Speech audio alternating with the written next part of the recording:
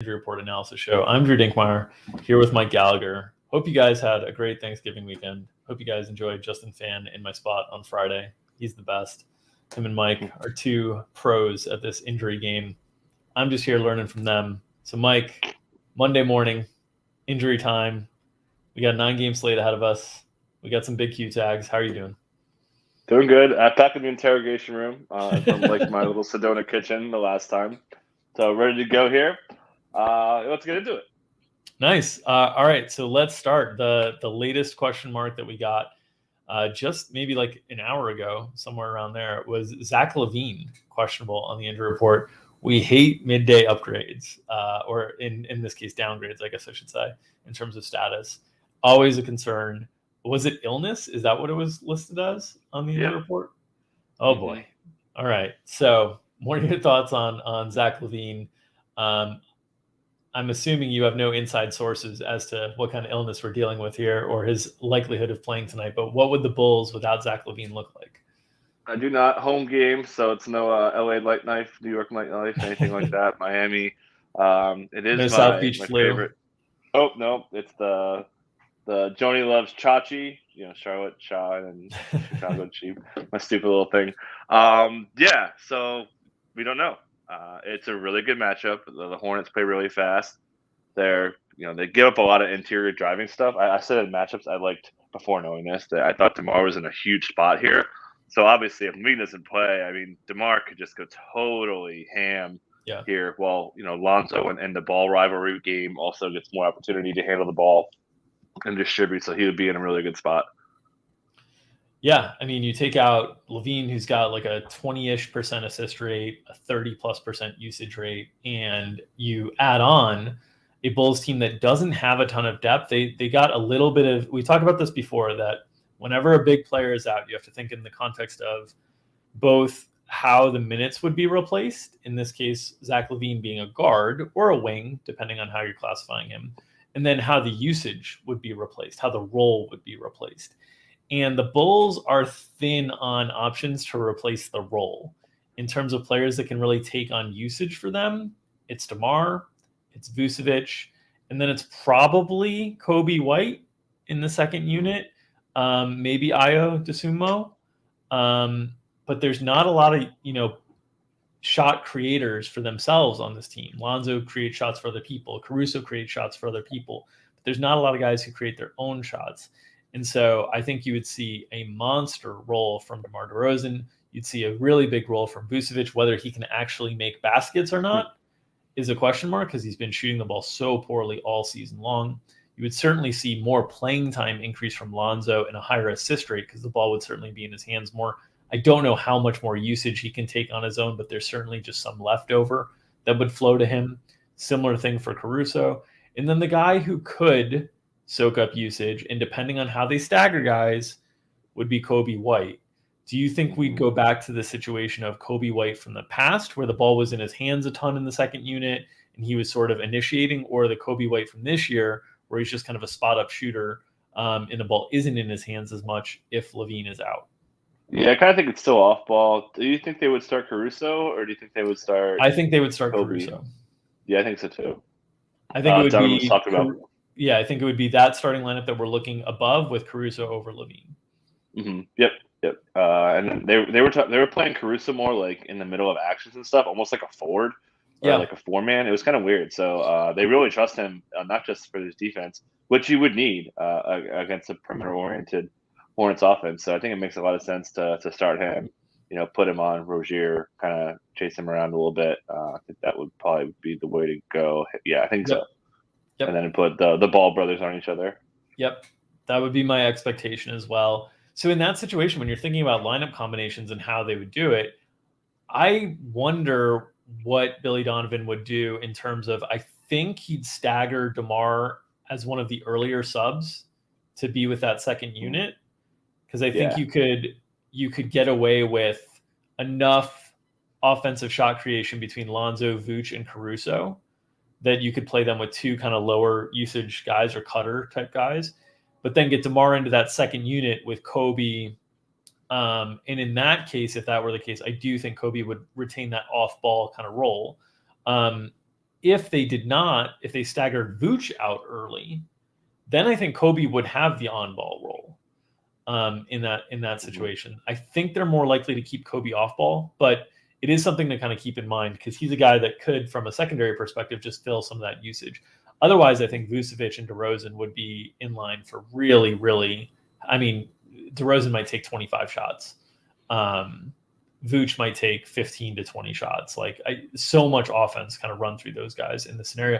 And for Vooch, it's a pretty good matchup to be able to get a shot off, right? Like Charlotte's without Plumlee. They're not going to have size and length to really contest Vooch a lot. Anyone that they do have that size and length with from a McDaniels perspective wouldn't have the width to deal with Vooch on the block.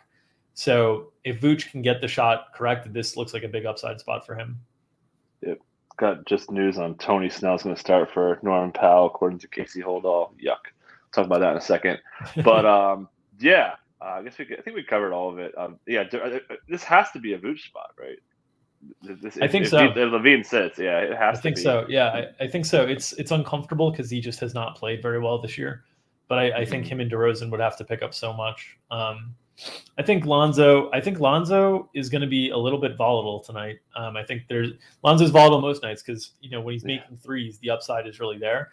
But I do think guarding his brother is going to bring some foul risk as well. So yeah, just something to note there. All right, let's move down the list of cues. Nikola Jokic still questionable with the wrist issue. The return to Miami, the Jokic brothers supposedly will be in attendance.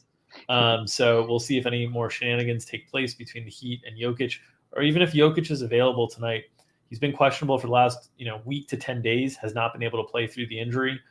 We've seen a lot of Denver without Jokic. It is not pretty.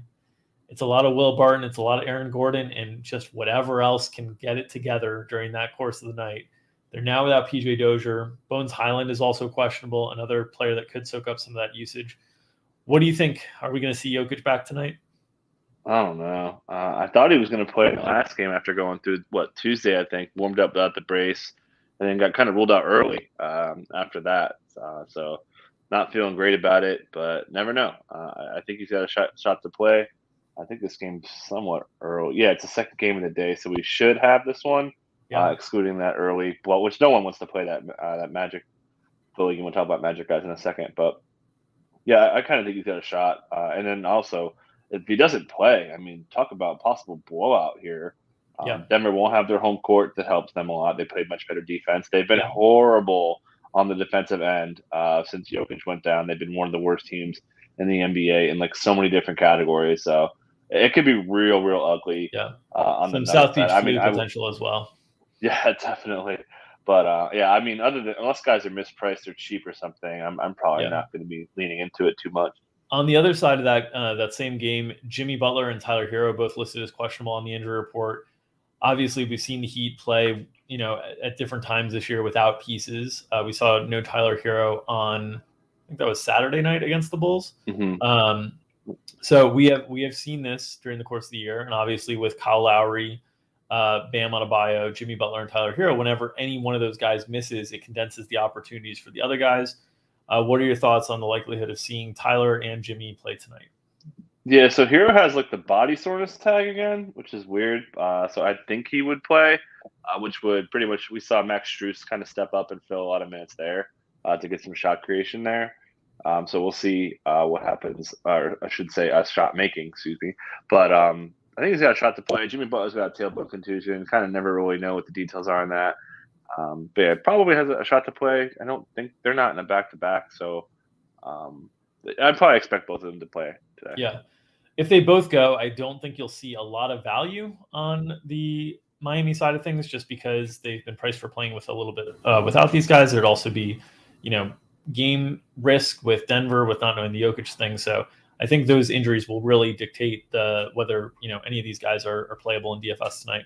Let's move on to some of the little question marks on the slate. Let's go to Orlando, where Mo Bamba and Terrence Ross both participated in shoot-around but are listed as questionable. Both missed the last game, if I remember correctly, or Ross might have left early. It was something like that. They play Philadelphia tonight. They're huge underdogs. Not a good spot at all. But obviously, if Bamba and Ross were unable to go, that would remove a healthy amount of usage and minutes that there might be somebody that pops up from a value perspective, but possibly a little bit trappy. Cole Anthony is still out, so we do have kind of these lineups that we've seen pretty consistent of late. But if you remove Bamba, man, like I think you'd see Robin Lopez start again against Joel Embiid. Not the spot you're really excited about attacking. But we did see Lopez get up to 31 minutes last game against a big lineup with Jared Allen. I think you could see something similar in regards to he would play as much as he could handle before he fouls out. Basically, if he were to be starting against Embiid, which I don't know how long that would be. So what are your thoughts on Bamba and Ross and their availability tonight? Well, went through shoot around. Mostly said they were okay, especially Bamba. They just kind of scratched him late. We never know, though. I mean, this Cole Anthony thing's taken a while. We looked minor at first, but they ruled him out for a while, kind of like a week ago. So, going through shoot around, doesn't necessarily seem as strong of an indication as it may for other teams in other situations, given that they're 4-17 and they're tanking. But I think they got a shot to play. I would say Bamba's more likely than Ross, given that Ross has kind of been dealing with this thing. So I think Bamba should have a shot. But yeah, I think you nailed it. I think really this is going to be so bad. I believe that their 95.5 projected total from Vegas is the lowest of the season. I feel like it has to be. But they're going to struggle. The Embiid-led defense is really good for Philly against a pretty rough offense here. It's going to have trouble all over the place. So this game could be real ugly. If I wanted to play it a certain way without Bamba, I'd honestly probably be looking at Mo Wagner to get rotation minutes and then maybe get some garbage time run in the fourth quarter if you want to kind of play it that way. Yeah. It'll be ugly, but if Bamba is out, there might be some opportunities to value hunt a little bit. It'll be shaky, though. Speaking of shaky situations in this game, Shake Milton, questionable on the injury report. We've seen Philadelphia play without guys all year long. So we know that they have no willingness to extend the rotation whatsoever. And if Shake was out, how do you think they'd try to cover those minutes tonight? Yeah, they got Danny Green filling minutes too. His minutes check him up. Still got Tybalt. Obviously, Curry's healthy. They're not going to really miss him. We know they like frickin' Korkmaz as a secondary ball handler as well. So shouldn't be too tough. We've seen Tobias Harris get staggered from the first unit and get ball handling there too. So it'll kind of be a by committee approach. I don't really think anyone really benefits. Sure, maybe I don't really think Maxey would be affected either way. His minute ceiling is insane. Yeah. But obviously, Embiid coming back will take a lot of upside off a lot of these guys. But with Embiid and Harris back, they have the depth to do these things. And I think, you would see certainly Korkmaz and Tybalt and Danny Green and those guys, like their minute ceiling improves a little bit, but the median projection probably doesn't move the needle a ton with or without Shake. So wouldn't worry too much about that one. Two players that I think would move the rotation projections quite a bit from Minnesota, Jaden McDaniels and Jared Vanderbilt, both questionable. And those guys have basically manned all the power forward minutes and more, the last few weeks for Minnesota. So they were both added. Were they both added with illness? Yeah, flu-like symptoms. Okay. Yeah. So not great. Midday ads, never exciting. In terms of they're already down Pat Beverly. So the fringe guys, you start to reach out a little bit further if they were to be without these guys. And what would that rotation look like? Yeah, so the matchup's important here too. They go against Indy. We've seen Finch really likes to look for spots when he could play Naz Reid. So I think Naz Reid would be a really sneaky beneficiary off the bench. Probably going to be pretty close to min. I haven't looked at prices, but he's been playing pretty well. They run him out there all the time. So it wouldn't be crazy to start him either if they're going to miss both those guys.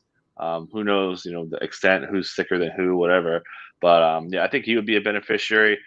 They broke out Leo Bolaro in the last game as a backup point guard over Jordan McLaughlin. That was kind of interesting.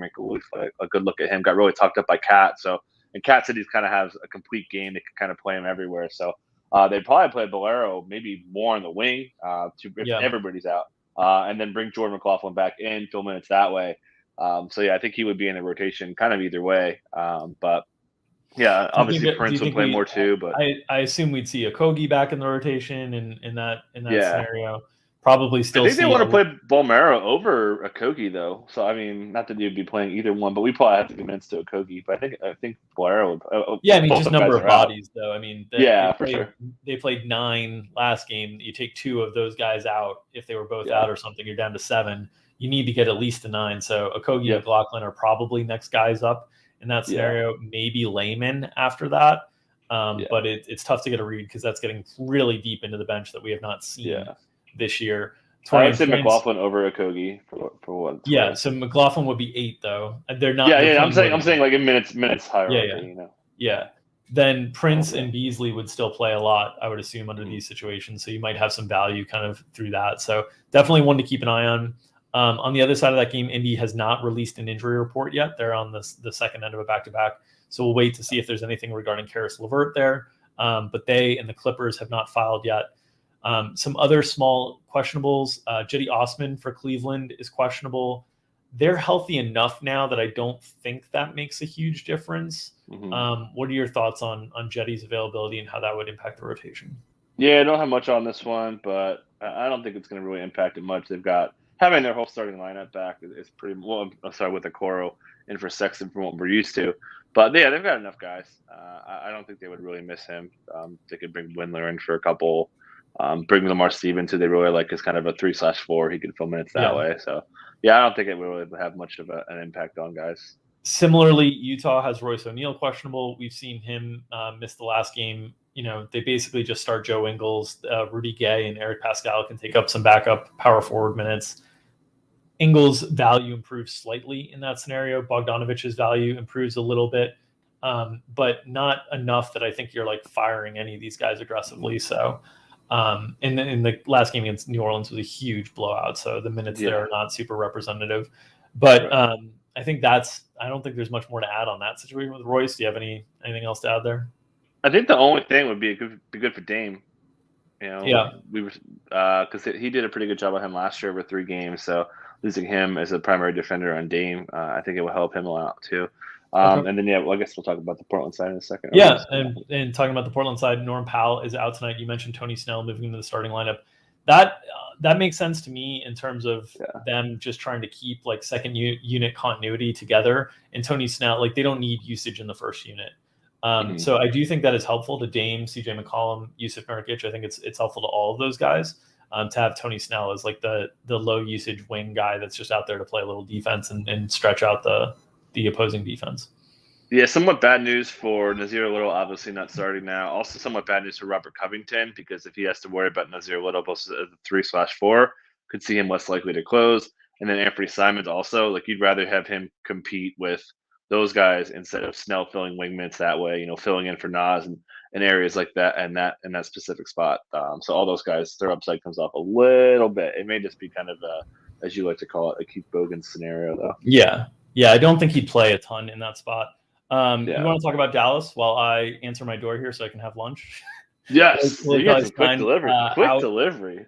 Jalen Brunson in. Yeah, I know. I was trying to time this so they arrived after the show. They're too fast. 15 minutes and they're here. Unbelievable. That is amazing. Okay, so Dallas. We found out Willie Cauley-Stein is not going to play. He is ill. And this comes after the weekend when Jason Kidd said that they were considering starting Maxi Kleber, because Maxi Kleber has played really, really well for them. We know Rick Carlisle was his boo, right? We would see Maxi Kleber always get playing time, especially guard Kawhi. And it makes a lot of sense without him to start Maxi Kleber in the matchup. We know that the Cavs are going to run their really, really centric 1-5 pick and roll stuff with Garland and Jared Allen. So it makes a lot of sense to put Kleber on Allen just by giving up some size. But you're better at switching and putting Dorian Finney-Smith on Garland to switch that way and defend the pick and rolls. At least that makes sense to me with Tim Hardaway Jr., Finney-Smith, as I mentioned, and obviously Luka filling out and KP, I should have mentioned, also filling out the rotation there. So I think KP would kind of be hidden-ish on maybe either Mobley or Lauri Markkanen. I don't think he's going to be involved in the action. Probably makes more sense to put him on Lauri, kind of just play, which could set Mobley up pretty well. Yeah, that would be my guess as well. Have Dorian Finney-Smith on Mobley, who they do some more kind of. Oh, okay. I thought they'd put Mobley. I thought they'd put him on Garland, because they really put Dorian Finney-Smith on lead ball handlers. I don't think I don't know. That's a good question actually. The options aren't great there. I guess you put Luka on Okoro and then Brunson on. Tim Hardaway Jr. You're basically give up the side. I guess you'd put him on Laurie. So you either have Luka on Mobley or look, it's the NBA. It's the NBA.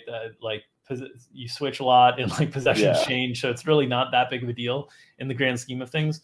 But I do think that they'll have to hide Porzingis from primary role action just because of his lateral agility issues.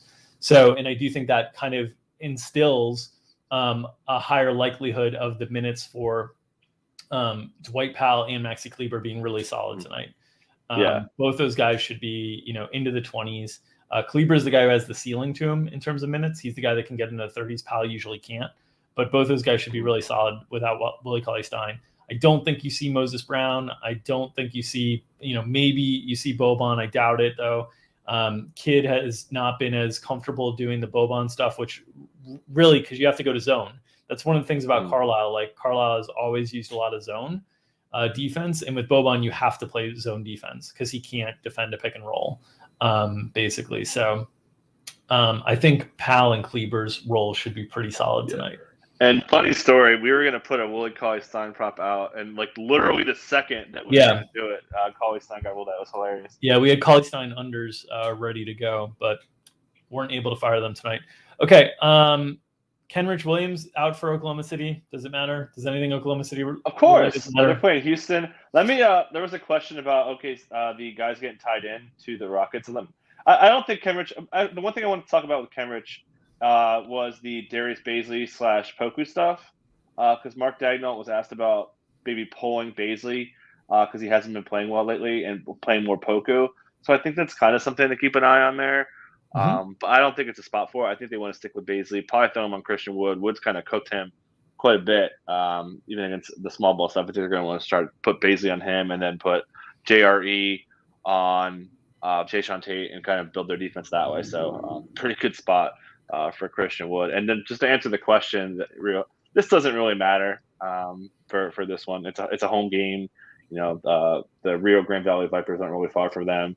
So I don't think it's really an impact thing. But yeah, I'm super pumped. I'm super pumped for this super bad game. But but I think I covered all of it. Yeah, but the Rockets rotation should be pretty similar. We got it pretty much nailed down here. Just to hit this super quick. I am terrible with my mouse today, but I think Armani Brooks is kind of interesting, just as kind of a tangent on Houston. But they've got Armani kind of backing up Eric Gordon, KPJ with Augustine behind him. Jayshawn Tate had, Kenny Martin Jr. and then Daniel House was the backup 3. So it's really straight clean 10-man, which is nice. Yeah, so I don't think those guys affect them. I think that will likely continue, but you never know with these bad teams. They do weird stuff from time to time. They're good now. They're on a winning streak. Yeah, I mean, you remove the worst player in the NBA, Jalen Green, and you get better. Rookies, it's a good reminder that most rookies are negative value add players in their rookie year. It takes time to learn the NBA, which is why what Evan Mobley is doing is so unbelievably impressive. But yeah, man, that Jalen Green draft pick, I hope Jalen Green becomes a really good player because that's going to haunt them for a long time, taking Jalen Green over Mobley. That's bad. But yeah, so Houston should be a little bit more like you see the high end of minutes there. Obviously, that's a 2 OT game, or was that just a 1 OT game? I just remember fading so many unders and just one. Okay. I remember fading so many unders in overtime the last week that I don't remember how many overtimes it was. But yeah, you can see the really high ceiling on the minutes there for the Houston guys. And I think that will continue. 37 regulation minutes for KPJ, 36 for Wood. That is stronger in the range of outcomes when they're like winning. And like, I think they've won 2 in a row. I think this is a game that they're going to look to win. I think they win tonight, honestly. And I think Steven Silas is like in the position. He was starting to answer questions about like his job security and different things like that. Yeah. I think he's in the position to play tighter rotations with Houston right now than most bad teams get into. Because for whatever reason, I think he's feeling some heat. When I don't think it's his fault that they took Jalen Green, not Evan Mobley. But that's just me. Yeah. That was a big mistake. Kevin Porter Jr., 18 drives per game over the last 2. It's up from about 10 prior to that. Obviously, that has a lot to do with no Green. It's good. The SGA KPJ show, man. It's gonna. We know what Mike is watching tonight. Yeah, you guys. What's the marquee game tonight? Is there even one? I guess I guess Portland. No, there's really no like Charlotte, big game Chicago. tonight. I think Charlotte, Chicago. the Ball brothers going against each other. I think is probably the game most people are looking forward to tonight. Give me all the Houston OKC. I'm going to be pumped to watch that one. All right. On that note, we'll get out of here. We'll be back at 5:00 Eastern tonight for Behind the Paywall at Establish Run with our premium content with Establish the Show. We'll be back in front of the paywall, free tomorrow here on our YouTube channel at 2:00 Eastern with another edition of Establish Run's NBA Injury Report Analysis Show. If you like the content that we're providing here, please subscribe to our YouTube channel. You'll get all the reminders and notifications when we go live. Appreciate you also liking the videos. It helps us gain traction and, rewards the people who are asking me to do stupid thumbnail picks each and every day. So with that said, for myself and Mike Gallagher, I want to wish you guys the best of luck in all your games tonight. We will catch you again tomorrow.